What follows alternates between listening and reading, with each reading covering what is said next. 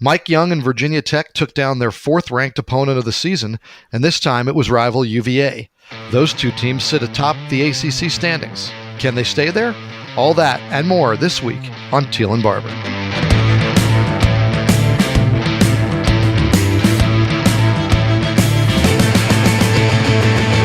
Welcome into episode 39 of Teel and Barber, the Richmond Times-Dispatch and Richmond.com's Virginia Tech, UVA, and ACC sports podcast.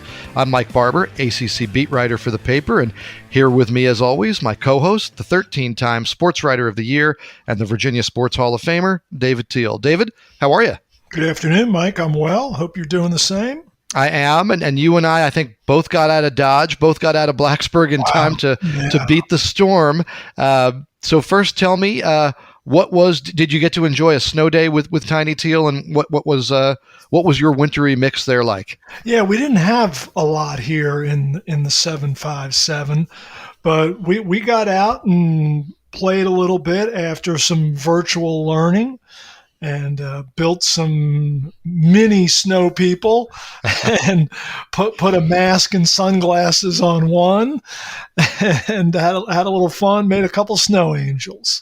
So I'm glad you said that, because I have to ask, and it could just be that I'm in terrible physical condition, but I don't remember that building snowmen was as difficult physically as it was this past couple of days. I remember making these giant snowmen that were the same height as me when I was, 12 years old, 14 years old. And I mean, my wife and I were working on the snowman to help the kids. And it was like, okay, what is he, 2 feet tall? That's great. Let's put a hat on him and call it a day. Mm-hmm. I found it to be grueling physical labor.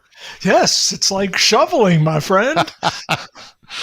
Maybe it was the demeanor around it. Maybe it's just more fun or maybe you just don't remember it right as a kid. But man, that was more work than I expected. But we got a good amount. We got 6 to 8 inches here where I live in Charlottesville, and the baby got his first real taste of sledding.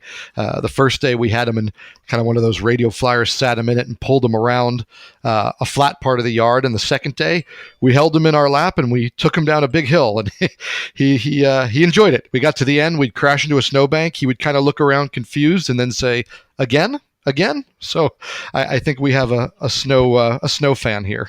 Very good. Very good. Little, Tiny Teel likes her snow, and she even made some snow cream when we came inside. Oh, delicious. See, that would have been better, because Evan was just eating the snow off the ground. I mean, as he does with everything he finds on the ground at this age, but snow cream sounds a lot more delicious.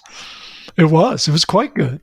Now, we bring up the snow because you and I both were kind of anxious to get out of Blacksburg ahead of the storm.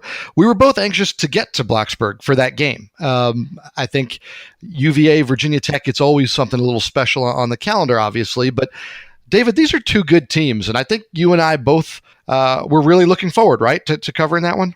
Absolutely. I mean, two ranked teams.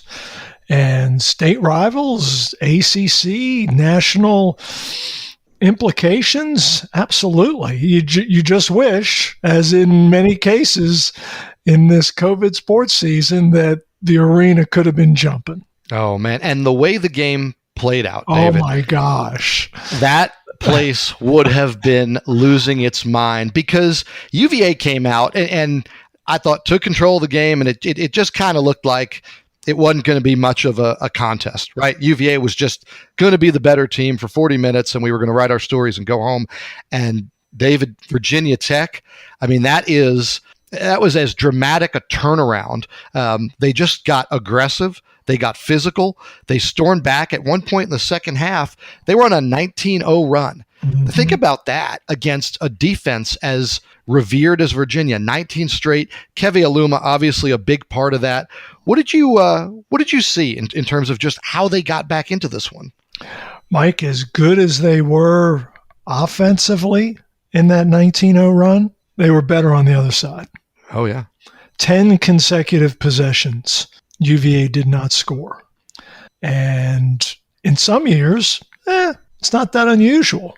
But this is a really good Virginia offense. I mean, Virginia came in leading the ACC in offensive efficiency and defensive efficiency. And the Hokies exposed them on both ends during that run. I mean, Wabisa Beatty was just masterful on the defensive end with his ball defense, on Kihei Clark, his help defense, as the Hokies went about checking Sam Hauser and Jay Huff.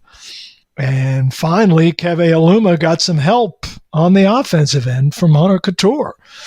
And having a couple scores turned it around.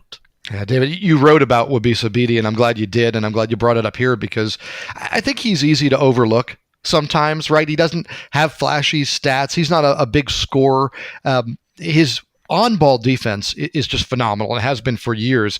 But I think you're right that where he's really improved and elevated this team is all the ways they're able to use him and help. And it struck me when I saw him kind of being the guy to double down with Jay Huff, because it wasn't just about trying to slap the ball away, right? You send a little guard down there, try to slap the ball away.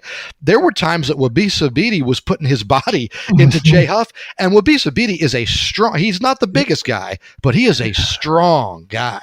Yeah, he not scared now. No. He will get up in you, and that's the way Mike Young wants his club to play. And I think Beatty embodies that.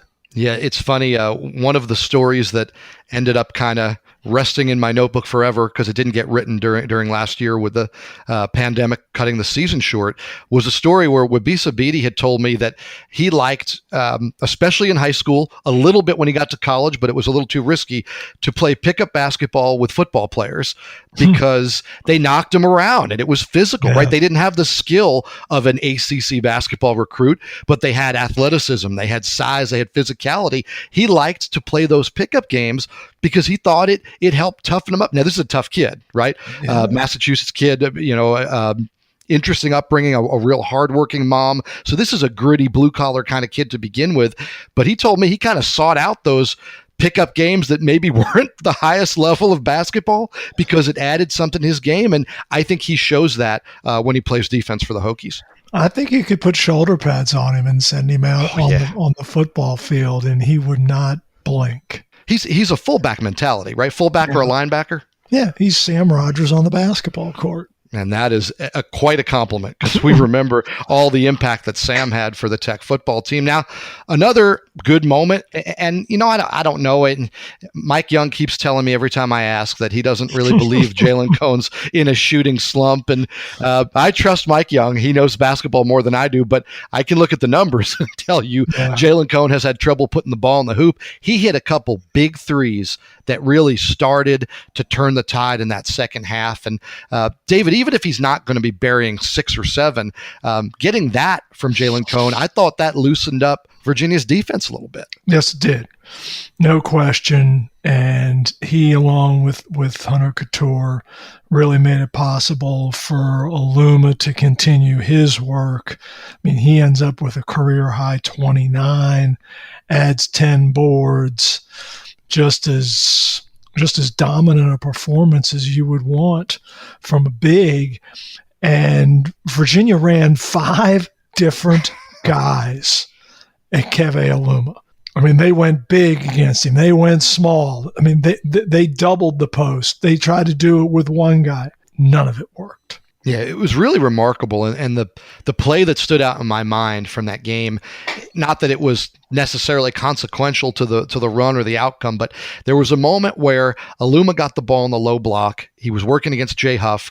Sam Hauser came down to double him. They essentially had him in the post trap. Aluma spun inside, got a shot up, missed it. It came off the rim. The defense works, right? Then he got his own rebound, stuck it back, and drew a foul. It's that level or combination of skill and tenacity. He's really been a revelation for this team. He most certainly has. And what did Jeff Capel say on the ACC Zoom yesterday? He goes, "Now that guy was at Wofford." Now it wasn't this Keve Aluma that was playing for Wofford 2 years ago. I think Mike Young and his staff all would tell you how much he's improved.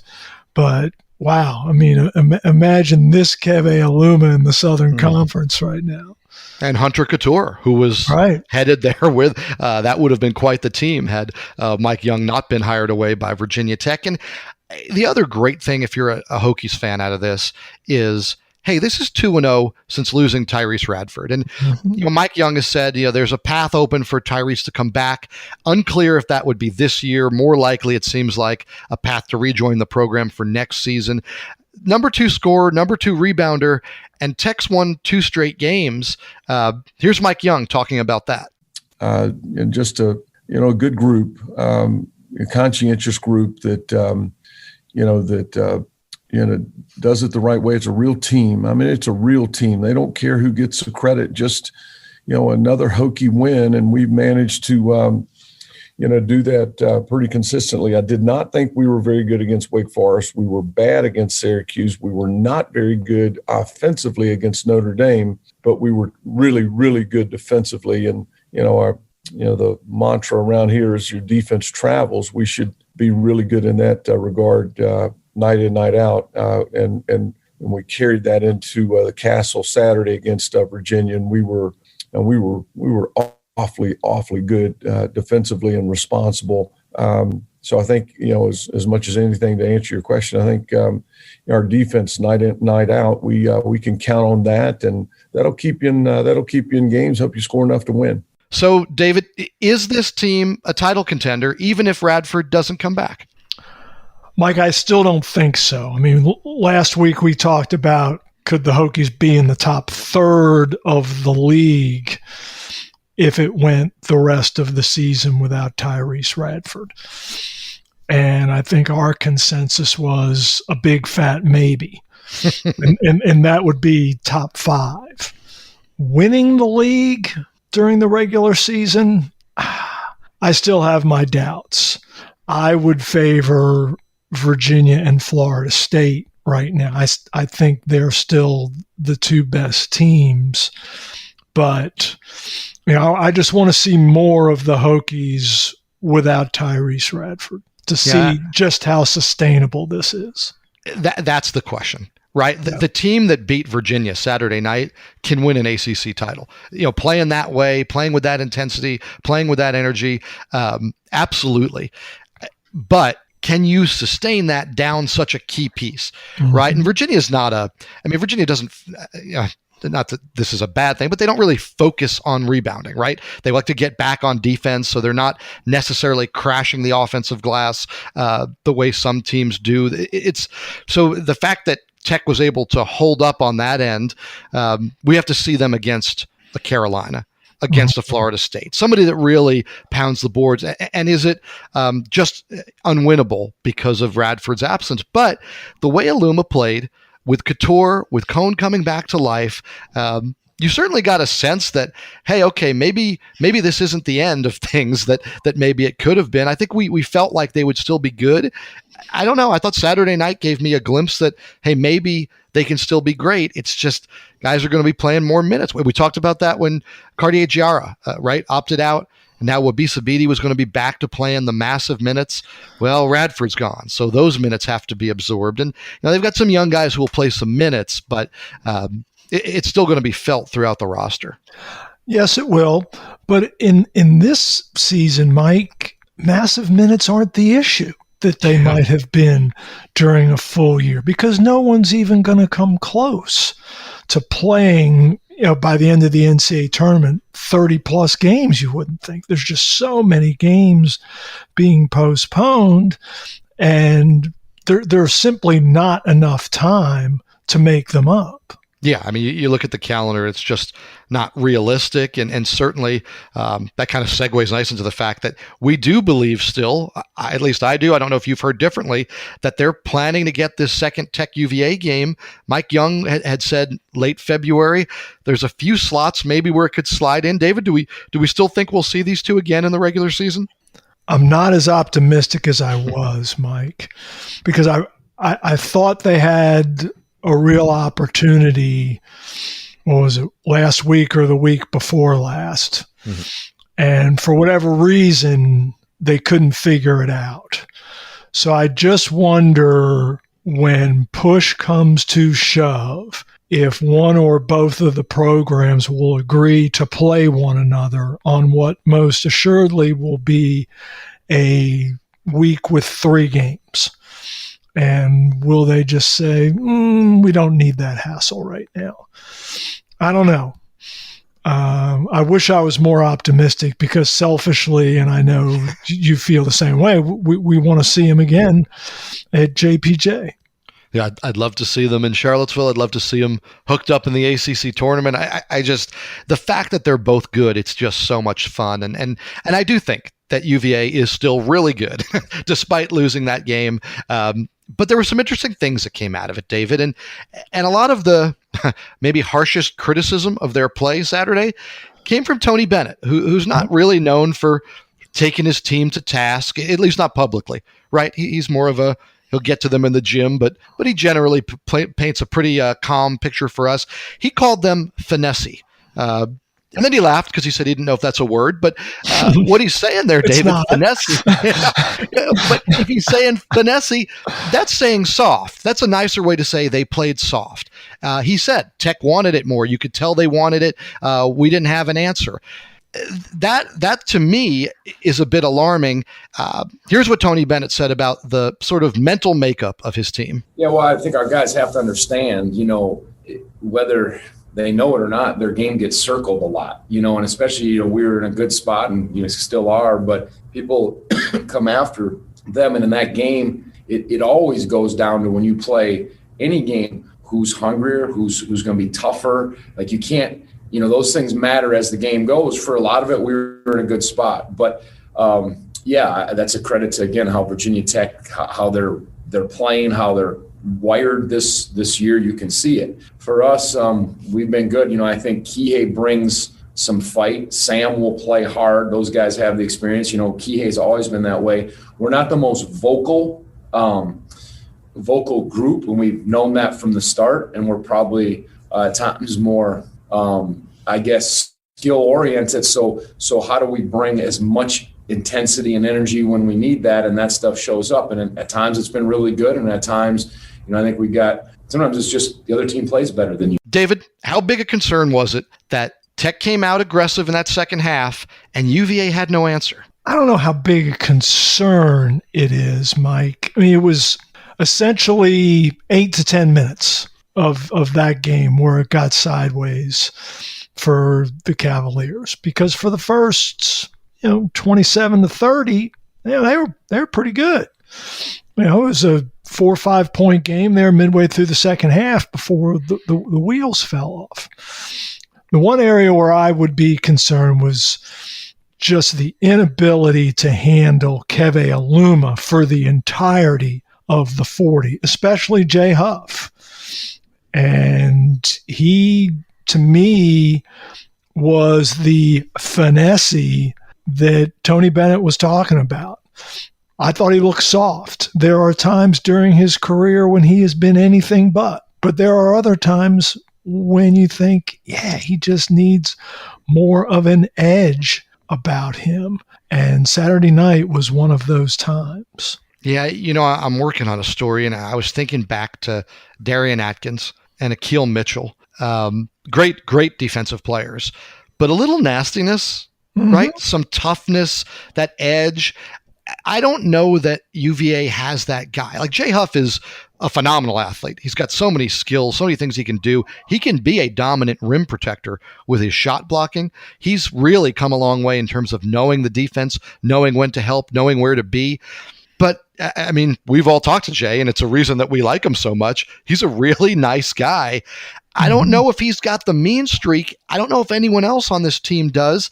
And I think that Tony Bennett, the pack line, the way they play, I think they need a little bit of nasty in the paint to make it really work at a high level. And Diakite was that last season. But you're right. They do not have that guy this season. Now, does that mean that someone can't emerge? No, but better hurry up. Yeah, I think that they've already shown that they can win.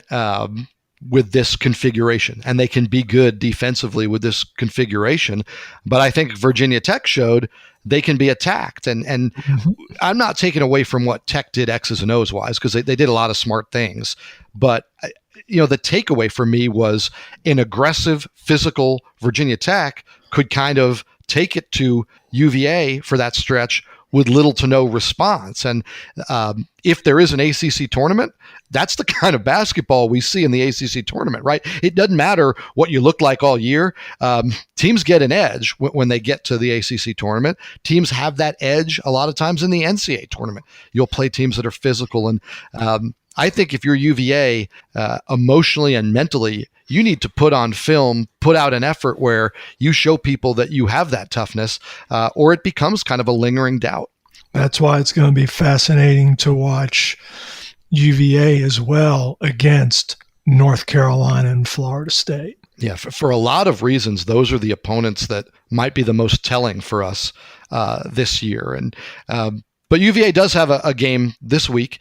What do you want to see in this one? What is the bounce back? What is the area that you're looking most closely at against NC State on Wednesday night? Well, NC State is down at least its leading scorer, and that would be Devin Daniels, who, from all accounts, and I don't know the young man, but you read Raleigh media, he just seems to be such a respected presence in that program. And for him to blow out his ACL last week against Wake Forest, I mean, what a crushing blow that is. And then the Wolfpack was without DJ Funderburk up at Syracuse the other night, but yet played very, very well in a 2-point loss. But even without those two guys, and we don't know about Funderburk and his availability tomorrow night, NC State is aggressive. I mean, they're full court aggressive. And you talk about rim protectors, the best one in the conference is Manny Bates. And not only that, Bates, I believe he was around 16, 17 points the other night against Syracuse. When he's that assertive on the offensive end, he's a real challenge. So we're going to learn a little bit more about that finesse UVA club and see if they can get that turned around, because NC State, shorthanded or otherwise, will challenge the Cavaliers physically. Yeah, and maybe a good thing, right? Because now the book's out, or the secret's out, the question's out there. Let's get an answer sooner rather than later. And I think you're right. I think this matchup, particularly in the front court, when they're in the half court set, I think we will see whether or not UVA can kind of regain that edge, find that toughness. Tony Bennett talked about, hey, Kihei Clark's a guy with a lot of fight, and that's true, but he's a little guard. He plays on the ball. He does a lot of great things, although he certainly didn't have a great game last time out. But in terms of that low post guy, Sam Hauser, he's got that competitiveness, but Tony admitted it's not a very vocal team. No. You don't have to be, right? You don't have to be that way. But you need something. And I think right now what we saw, to the untrained eye, if you will, this team is missing a little something. Yeah, I would agree. And the one I would think would provide that something would be Kihei Clark. And I know it's kind of counterintuitive that the little guy would be that one, but I think he's got that edge about him. And it was fascinating to me to research after the Tech game, because I was just so struck by the fact that Clark did not have an assist. I'm like, when's the last time that happened? Well, the answer is never in a game in which he played at least 20 minutes. 2 other times he did not have an assist, but he was below 20 minutes. And this is a guy who's played upwards of 80 games in a UVA uniform. In 77 of those, he's played, or 75, he's played at least 20 minutes, and that was the first one with no assists. Yeah, I mean, he is, however you feel about Kihei Clark's game, he's what makes the offense go. And this is an offense that had been really quite proud of its ability to share the basketball, to make the extra pass. It wasn't all that long ago, right? Syracuse, what was it, 23 assists on 29 field goals? Yeah. Something like that. I think it was 23 on 29 made field goals. And all we were talking about was, hey, how well they're sharing the ball, how they'll make that extra pass. And again, I think it goes back to what you said when we were talking about Virginia Tech. That has a lot to do with how well Mike Young's team defended, how well Wabisa Beatty defended Kihei Clark. I think that is maybe even a bigger takeaway was, hey, Virginia Tech's defense was able to take them out of that. Well, what did Tony say after the game and in the clip? Sometimes the other team plays better. And that definitely was the case. And all that talk about the rivalry game that we enjoyed, that brings us to this week's Who You Got? Thank you, Mike. We've seen a round now of Virginia versus Virginia Tech. By season's end, which team will have had the better season, the Hokies or the Who's? Who you got? Let's start with David. I'm still going to say UVA. I think the Cavaliers, just in terms of depth of talent, options, a little more well-rounded on the offensive end. Yeah, I still think they are, along with Florida State, the class of the ACC. I think the Hokies, especially without Tyrese Radford, are a tick below. Okay, thanks, Mike. I'm going to cheat, and I'm the one who wrote the question, and I didn't do it very precisely. And because of that, I will now exploit my error.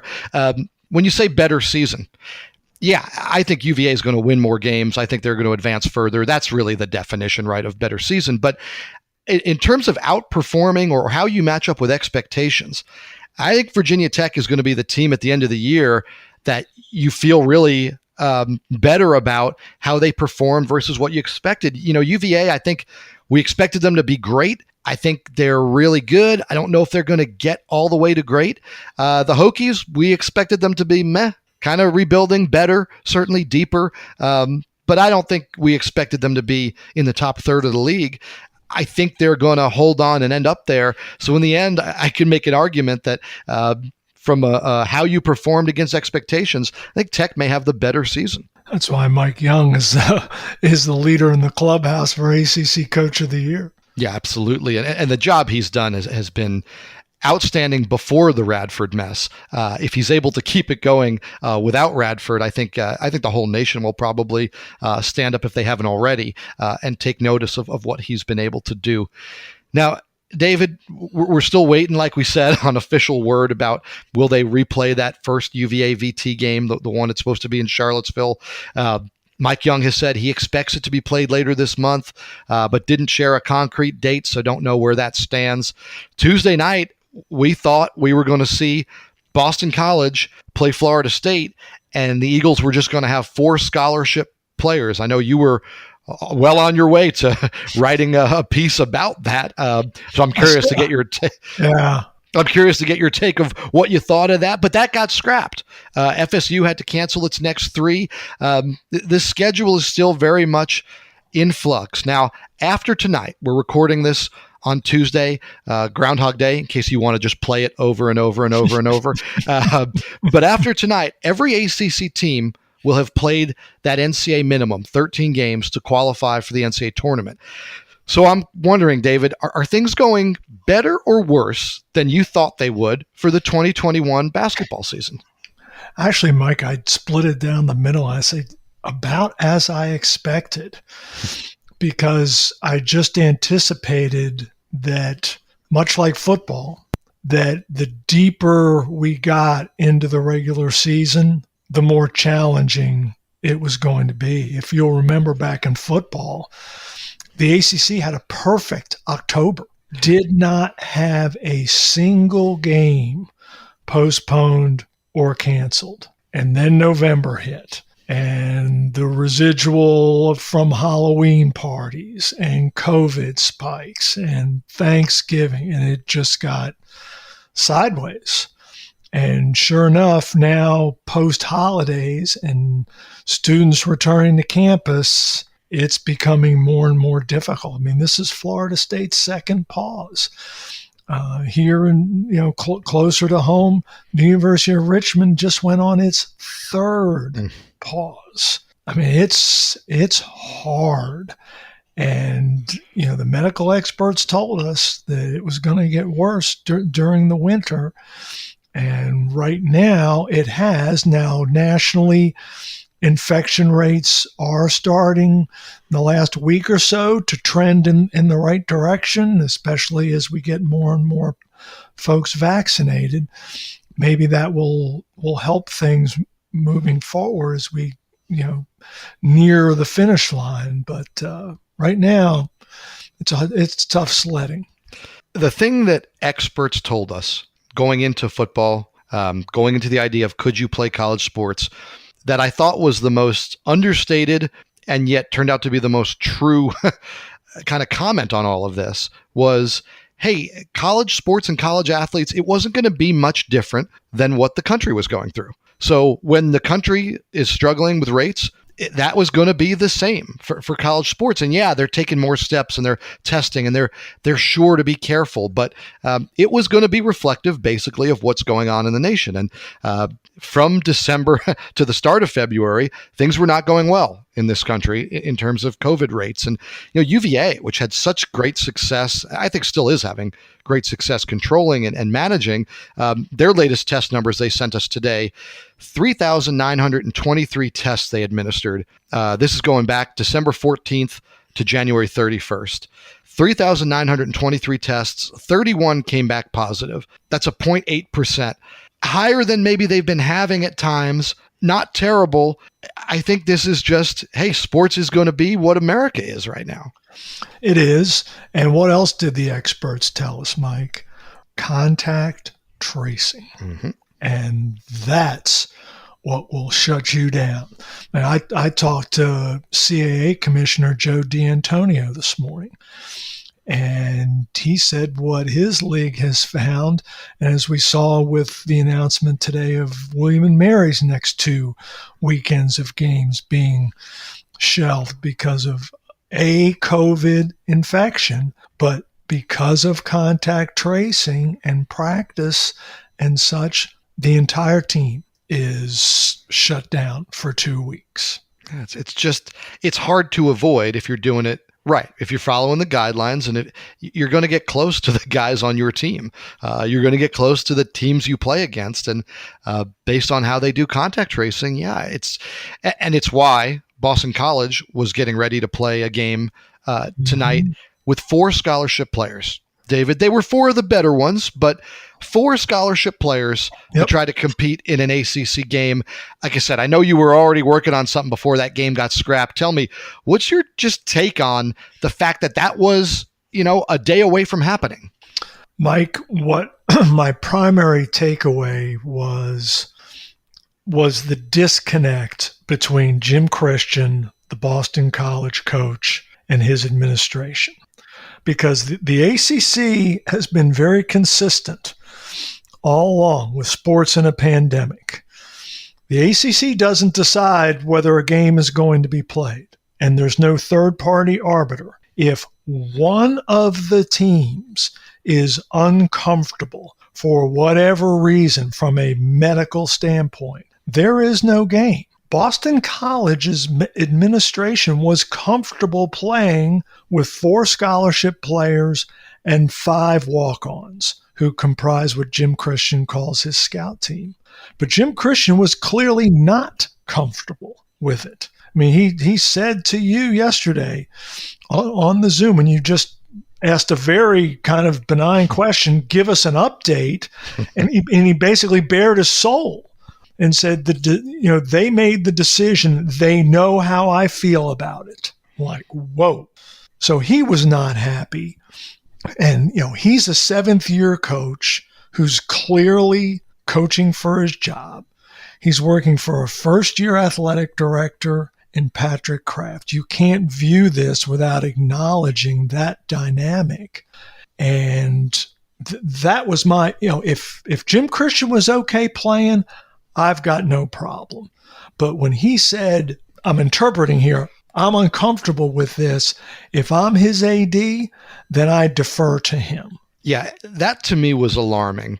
And again, I like Jim Christian a lot. I think he's a good basketball coach, and I certainly, even more so after this, wonder, what the plan is going forward at Boston College for next season. But to me, this is the easiest scenario ever for an AD to have his coaches back, right? I mean, the league is going to back you up. The protocols are in place.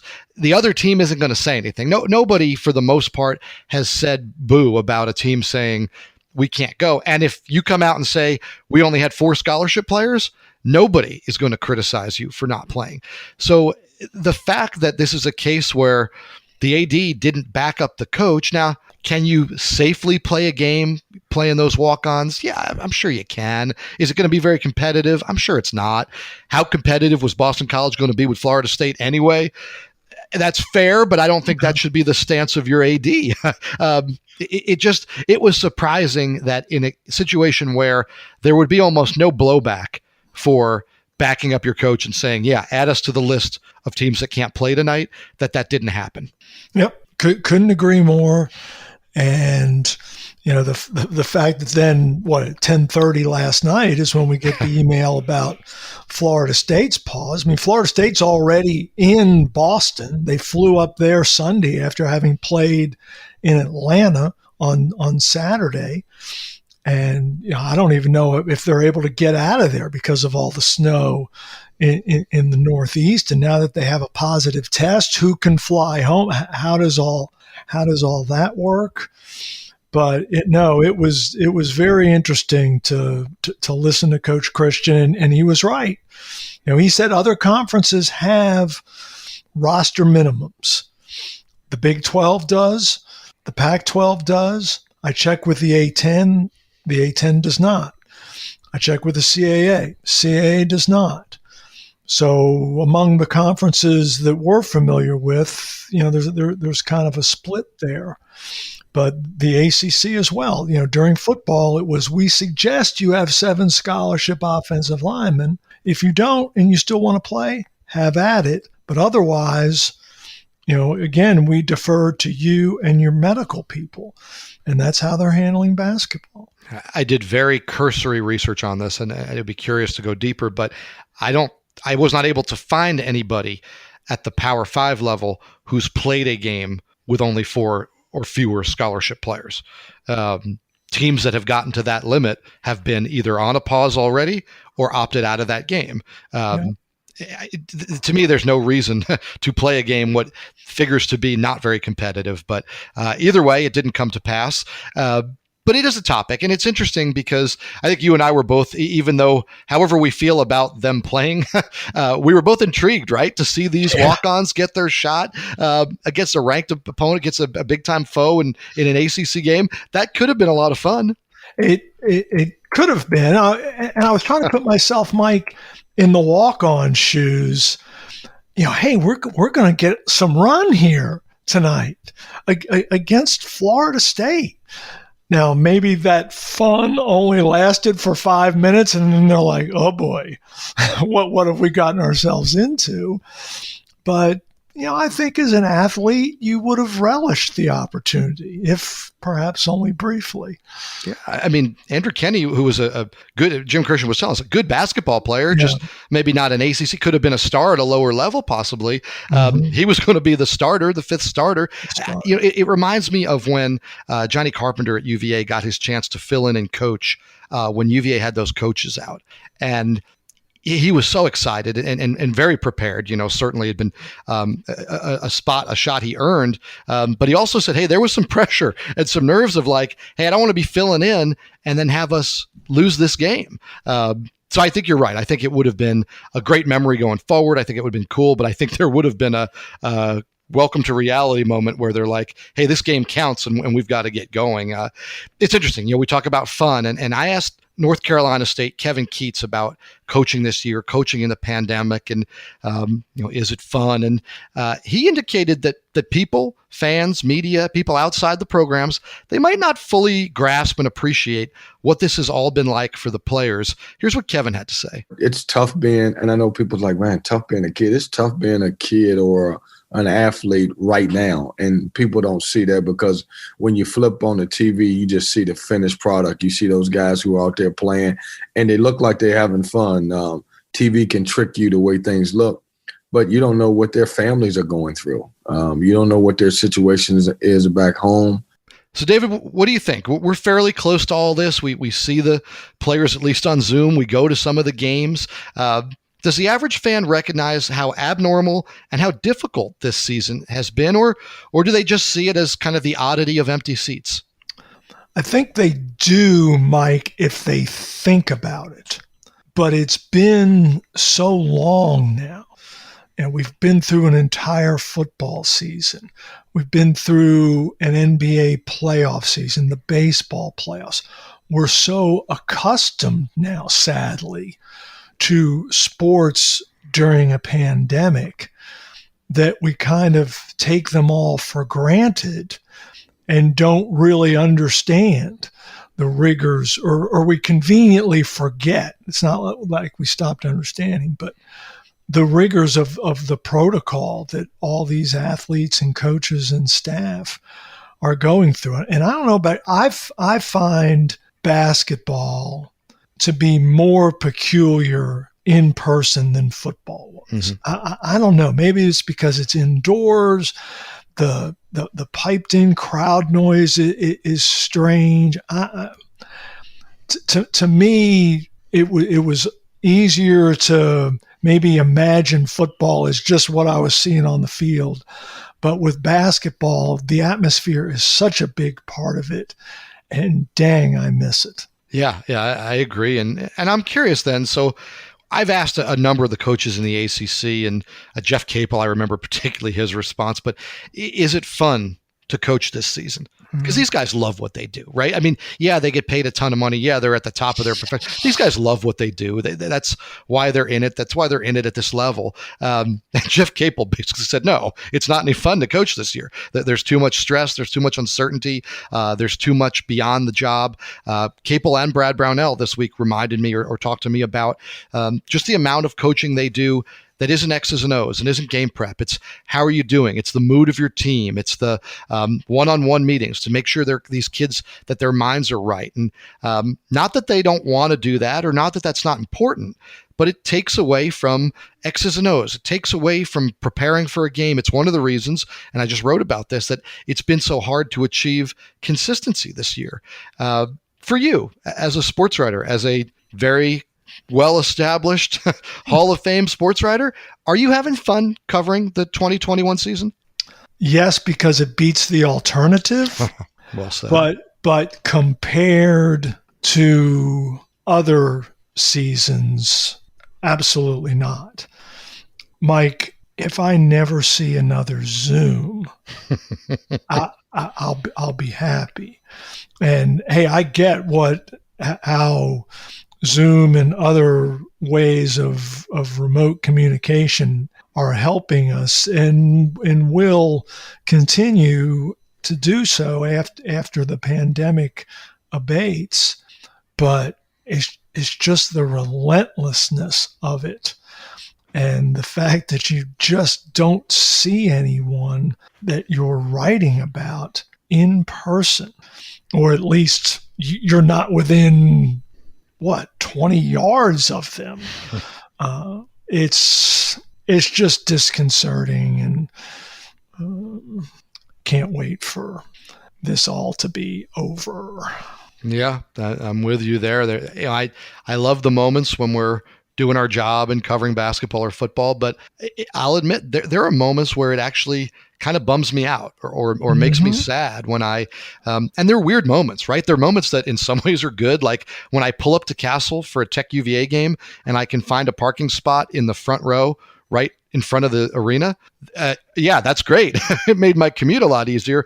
Yeah. There's a sadness that I'm not, kind of looking for a spot or working my way through the people who showed up early and are having a rare basketball tailgate, when there is a run and you think about what an arena would feel like and it's gone. When you watch a game on TV and the empty seats kind of strike you at moments, maybe not key moments, right? When the game's exciting and it's down to the wire, you get back into it, you're wrapped up in it, but just regular moments you looked up and it's just not right. And but they're muddling through, and that kind of brings us to this week's installment of Take It or Leave It.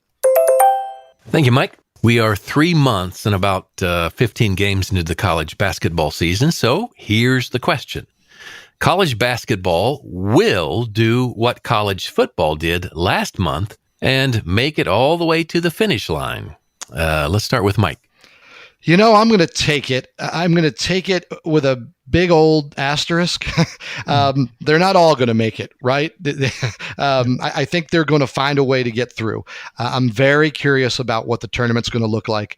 I'm very curious what's going to happen if a team has to opt out of a game, if a team is going to get a free pass, how they're going to do that. I think we have a lot more challenge ahead of us than maybe some people are realizing. But I'm going to take it because I think the financial importance of having the NCAA tournament, I think they're going to drag themselves to that finish line if it's the last thing they do this season. Okay, thank you, David. 100% take it for precisely that reason, Mike.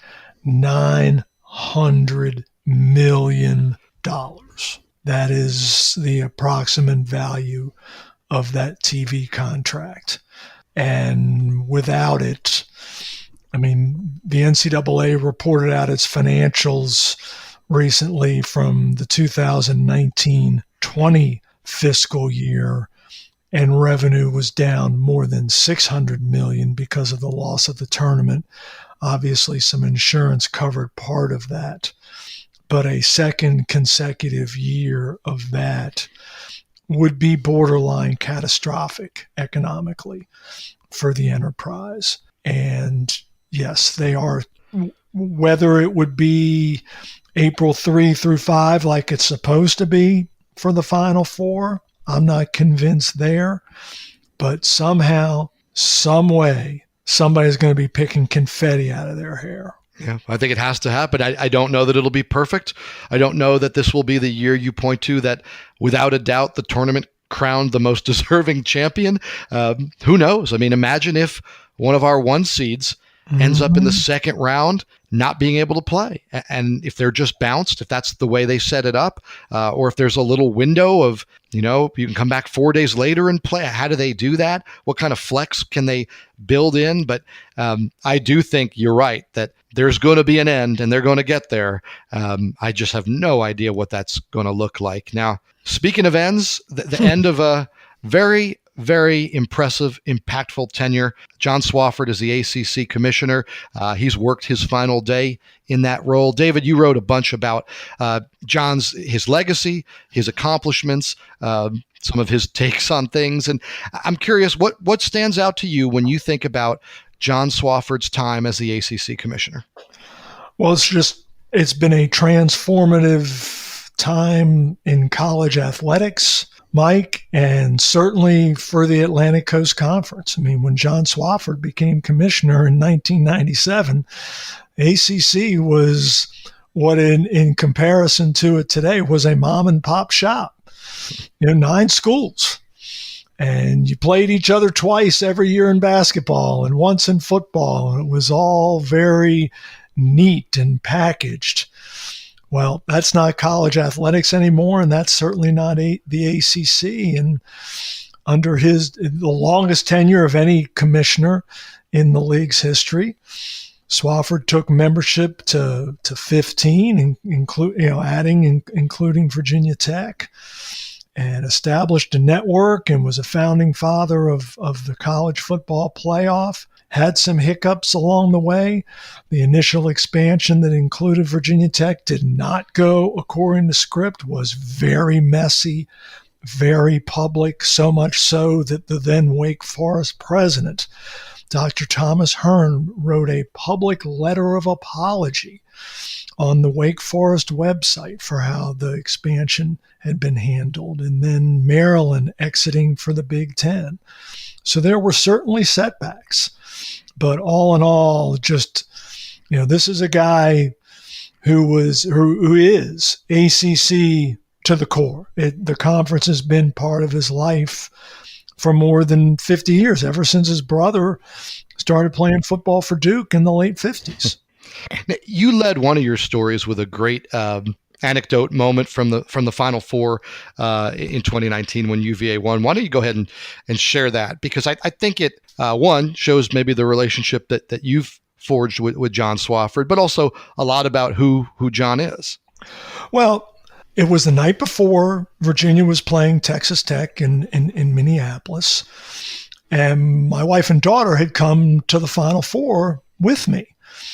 And we were in the lobby of a restaurant downtown waiting for a table. And in walks John and some folks on his staff and John's wife, Nora.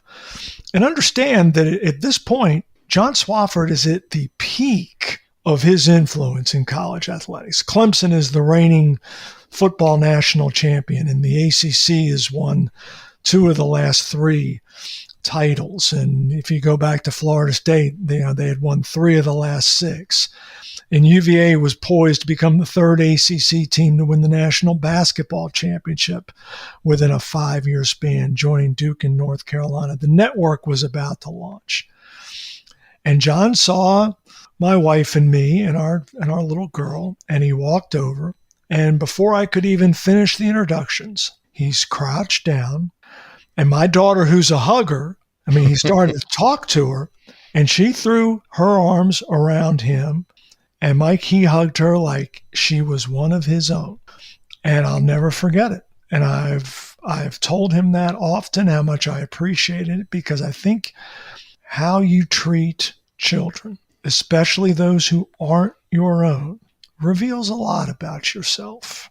And John Swofford, no matter how successful he or his conference was, never lost that personal touch. It's great stuff. And I'm curious, since you do know him, the timing of this. Mm-hmm. Was there any part of John Swofford that didn't want to hang it up in the middle of this disjointed pandemic? Was there any part of him maybe that thought, all right, let's do it one more go around so we can have a more traditional send-off? Or was there a part of him that said, man, I cannot wait to get out of Dodge? Man, I should have done this a year earlier. Yeah, seriously. Did Jim Delaney hit the retirement jackpot or not? The former Big Ten commissioner who got out literally 2 months before all hell broke loose. But I think it cut both ways with John. There is a part of him that would have liked a more traditional final year. But there was also a part of him that, like all of us, is exhausted by this. And just, yesterday, case in point, welcome to the seat, Jim Phillips. But you've got a head coach at Boston College saying, my administration's forcing me to play with 4 scholarship players. Then by 10:30 at night, that debate is cut short because all of a sudden Florida State has to go on pause and postpone 3 consecutive games, including at Virginia Tech. Darn the luck. We were both looking forward to that next week. So I think it's both. He's disappointed to be leaving, but yet at the same time, it's like, man, it's time for someone else to handle this. Yeah, I don't know if they do things the way American presidents have always done it, but if John Swofford leaves a note, he did for Jim, I would love to know a little more about that.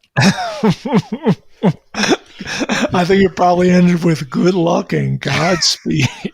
The only way it could. Now, we have some other news we want to get to real quick.